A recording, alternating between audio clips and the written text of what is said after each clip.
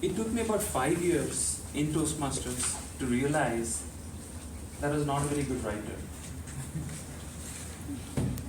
Maybe somebody who is very sharp, they realize it much earlier. But being slow, it took me a long time. So you can be a great performer on the stage, and you can have good gestures, and you could be projecting your voice well. But if you don't have a good set of words to back you up, you'll never become a great speaker. I mean, you can be a very good speaker, but you can never become a great entertainer or a speaker. Would you agree with that? Yes. Let's assume that's true. Okay. So there is a great book that I read, and I'll give you the name of the book at the end. But I picked 3 most important tips or tricks from that book, and I'll share them with you. It's called 3 World-Class Tips for Great Writing. You can also call it How to Write an Electrifying Speech to Get a Standing Ovation. I just wrote this out so that you come. So now mission accomplished. You're here. Now, you saw some examples of these tricks or techniques in some of the speeches that you heard today. Maybe not all, but some of them you saw. I'll go over that in a second. And then once we're done, this is going to take about 15 or 20 minutes. And after that, I'll be glad to answer your questions. I'll let you get out by 1:05. So, timer, if you could time me 20 minutes or so, that would be great. While it's being brought up, let me get started.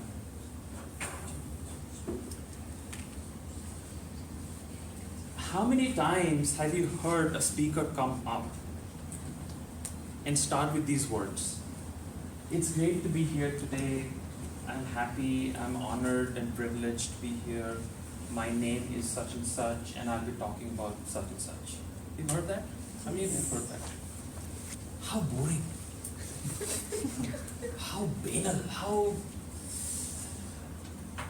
a couple of years ago when I was in the US and I was with SAP Palo Alto, some executives asked me for coaching on keynote speeches and some technical presentations. So these were VPs of development, SVPs.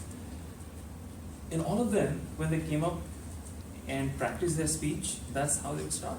So it's not you and me, it's all the people at the top too that have that problem. They'll come up here and say, hello, it's great to be here, I'm privileged. And you're like, okay, get on with it. I mean, you've completely shut off your mind because it's very common. Everybody does it.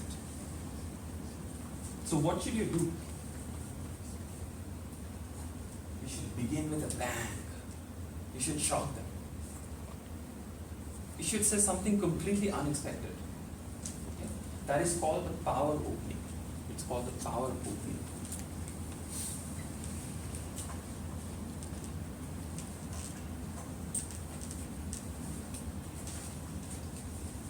If you noticed, at the beginning I said I have a confession to make and I talked about my drinking problem, which is not really a drinking problem, it's just some water fell on my shirt. But it's something unusual, right? If I had said, it's great to see you, my name is Amitabh, I'm privileged to be here, you'd say, come on, I mean, you know that, you know who you are. So many of the times, you would have a speaker and their topic would be on the board, and their name would be on the board, and they'll still repeat it. Why would you do that? Right? So power opening is all about shocking. It's all about being unexpected. If you can get this to work, I could probably share. Not getting signal. It is too quick to praise SAP. To get you here, the type is different. Oops. Okay. First I have the power closing. So the first is called power closing. The first secret is the power closing. What does that mean? That means how do you close your speech? Why do you worry about the power closing before you worry about the power opening? Because the way you end your speech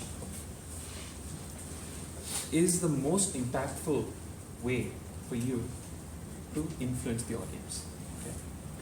Just an example is how many of you like Kamaljeet's speech? Right? It was a great speech, how to do random acts of kindness. It was a great speech. The one thing that he did not have was a ending that was powerful. He just ended, right? And his evaluator also talked about the fact that he ended abruptly. So closing is extremely important. Extremely important. So when you write your next speech, first write the ending. Yeah, mind is like, really? Okay, yeah, really. End the speech first. So decide how your audience needs to feel when you're done with the speech. So what are some of the common things that you can do? It says pride, hope, love, or fear. Pride, hope, love, fear. Pride in your community, pride in the company, pride in the club, whatever it is, some pride. Okay? You might want to leave the audience with a feeling of pride. Hope. A vision for the future, vision for the country. You want to give people hope. I don't want to come up here and talk about how things are not going well. I want to talk about how things are going great. That is called hope. Love. Love of family, love of country, love of God. I just want to make sure that it's not anything else. Love of the family, love of country, love of God. Is that okay? And the final thing is fear. The disaster that might occur if the steps that you have recommended in the speech are not taken immediately. Disaster. It's called fear. So I would recommend something in the speech, and at the end I would say, guys, fellow Toastmasters, if you do not perform the steps immediately, this is the disaster that's going to happen. That instills fear in the audience's mind. One of these four is the power closing. This is an actual speech that Churchill wrote. How many of you have heard of Winston Churchill? He was a Prime Minister of Great Britain during World War II. And he was the primary reason Great Britain did not lose that war. Okay. Great, great man. If you pardon me, I have to read this. I was hoping this would be on the big board, you can see this, but since it's not, he ended one of his very powerful speeches with this story at the end. You have to tell me which emotion from the previous slide this arouses in your mind. Under a grave marker lies a young man, Martin Treptow, who left his job in a small town barber shop in 1917 to go to France with the famed Rainbow Diary. On the flyleaf under the heading My Pledge, he had written these words: America must win this war. Therefore, I'll work, I'll save, I'll sacrifice, I'll endure, I'll fight cheerfully and do my utmost, as if the issue of the whole struggle depended on me alone. Love for country. Love for country. Love for hope. Love. Right. So Churchill ended one of his speeches with a real story of a soldier who was killed, and on his diary he had written these words: I'll serve, I'll save, I'll sacrifice, as if the whole issue of the war depended on me alone. How great is that? So it's a story that ends a speech that appeals to an emotion which you might call love for country or hope. There is another story of General Eisenhower. This is an American author, so there are a lot of American examples here. General Eisenhower was an army general in the US who rose to become the president. Eisenhower. He was dying. And one evening he called his son John, who was in a suite on the floor below him. So he called his son John to come and talk to him.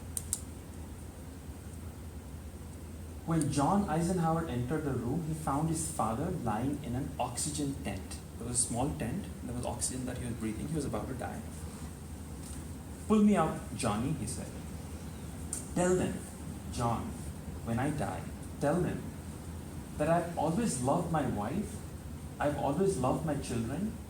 I've always loved my grandchildren. I've always loved my country. And I've always loved my God. When you end a speech in these words, isn't that powerful? I mean, there wouldn't be an eye that wouldn't be moist if you do it well. Great way to end the speech. All right. So these are some examples of how you can end a speech with a story or with one of the 4 basic emotions that I shared. Is that clear? Is that understandable? The next one is the power opening. Before I go there, Ranju. Sorry to interrupt. So we normally don't see, right, speeches ending with stories. We say, okay, start with a story and end with a few lines of message that you wanted to give. So would it be a little abrupt if you're ending and leaving with a story? Churchill did that. Lincoln did that. I'm just trying to... Sure, I mean, that's a valid question, Anju. Now, in corporate speeches, don't try this. You're making a presentation to your VP or CIO, don't go there. However, I would still end with a story, even if it's not as powerful as death and war and so on. If I'm giving presentation to a higher up in my company, I could always end with a story that relates to maybe a conversation that I had with somebody at the beginning of the speech. I might say, you know what, I spent the last 8 months working with this team. And I just want them to know that I've loved every minute of working with them. It's been a privilege. Although our project is ended, our association hopefully is not. Or something. I mean, I just thought that. So, something personal, something relatable, that shows that you're a human, essentially. Okay. Then comes the power opening. So when the presentation was not up and I was talking about blah blah blah power opening, that is because I forgot that power closing is actually the most important part of your speech. First work on your closing, then work on your opening. This is an example of what you shouldn't be saying. It says, "It's a pleasure to speak to you today. I have always had great respect for your civic endeavors in the community, blah, blah, blah." Boring. These are some examples of great beginnings to historical speeches. There is a great man you should know of. His name is Frederick Douglass. He was a black man in America when they were segregated. And he was a slave in the beginning of his life. Frederick Douglass was a slave for the first 25 years of his life. He ran away to New York, escaped slavery. Then over the next 10 years, he read so many books and he became such a great speaker that people did not believe that he was a slave for the first 25 years of his life. He was even a better speaker than Lincoln, in my opinion. He was just fantastic. So one time they invited him to give a speech on 4th of July, which is American Independence Day. This is how he started his speech. He said, "Pardon me, why did you ever invite me? I and the people I represent have no reason to celebrate this day." Because he was a black person, and America's independence came from white people's struggle, he said, "Pardon me, why did you invite me to talk? People that I represent have no reason to celebrate this day." What a great way to start a speech. Do you think people are like glued in after that? Absolutely. Right? And there are some other great openings. One of them says, "I speak today not as a Massachusetts man, not as a northern man, but as an American." Imagine you starting your speech as, "I speak to you today not as a Toastmaster, not as a Bangalorean, but as an Indian." Does that make impact? I mean, would people be open to what you have to say? Absolutely. And this is when World War II started. Churchill started his speech by saying, "Yesterday, December 7th, 1941, a date which will live in infamy. The United States was suddenly and deliberately attacked by the naval, air forces of the Empire of Japan." Sorry, this is not Churchill, this must have been Eisenhower. or whoever was the president. Okay? But he said that yesterday, a day that will live in infamy. By the way, infamy is not a common word. Right, Kaveri? Yeah. She's a word master. Infamy, he could have chosen other words, but he coined a new word. The opposite of fame is infamy. So it made sense. He says, yesterday, December 7, 1941, a date which will live in infamy, the United States was suddenly and deliberately attacked by the naval and air forces of the Empire of Japan. That's how he started. Does that shock people? Absolutely. Powerful. Okay. Do you have any questions about power opening and power closing? Can power opening be something not very much related to what you're about to say after that? I'll say you closely related, but not exactly. It should be related. It should be related, right, Atika? So when I write a speech, the first thing I have to worry about, even before going to closing, is what is the message that I want to give. It should be describable in one line. I want to give hope to people. I want to attract people to Toastmasters. I want to make them better evaluators. Whatever that goal is, that should be one line, right? Then you have to think about the closing. Then you have to think about the opening, and the opening has to be related to that message. A lot of people start with a joke, but unless that joke sort of plays into your theme, it's not very effective. Okay. And the last and the most important is called the power of poetry. Don't write, you know it. You know this, you know. Maybe you alluded to this in your speech today. See, here's the thing. When you hear a speech, you hear it with your ears. You don't read it with your eyes. That is a fundamental mistake that I was making for the longest time in my speeches. Because I would write an article and make that into a speech, and it doesn't work. About to attack Great Britain in World War II. So Germany had already occupied Austria, Poland, parts of Russia, a lot of the vast majority of the European subcontinent was already occupied by Germany. And Churchill knew that the next country that they'll attack was going to be Great Britain. So he wrote a great speech. And this is how the speech looks like. I had to take something out here. It's just a regular speech, okay? Like a regular article. But the way it appeared on Churchill's notepad was different. It didn't look like this. This is how it looked. If you can see, there are two columns here. They're all short phrases. They're not long lines. Okay? Do you see that?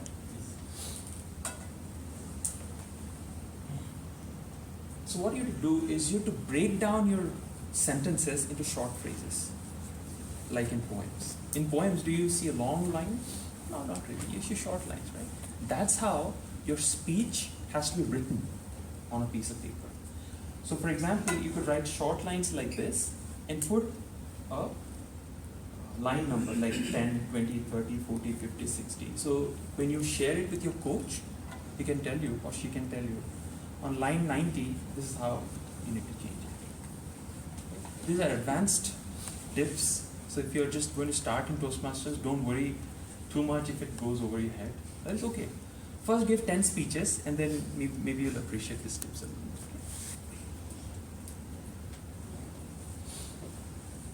So this speech was incredible. How many of you've heard the Gettysburg Address by Lincoln? Look it up on the internet. It's a fantastic, it's a 4-minute speech that has lived in history for 300 years. People still remember the words that he used. So Churchill's address during World War II was equally powerful. I'll just read a few lines. What General Weygand called the Battle of France is over. I expect that the Battle of Britain is about to begin. Upon this battle depends the survival of the Christian civilization. Upon it depends our own British life and the long continuity of our institutions and our empire. See, I didn't say and the long continuity of our institutions and our empire. You're like, okay, what was that? So you have to give a pause after every phrase. So you say, and the long continuity of our institutions and our empire. The whole fury and might of the enemy must very soon be turned on us. Hitler knows that he will have to break us in this island or lose the war.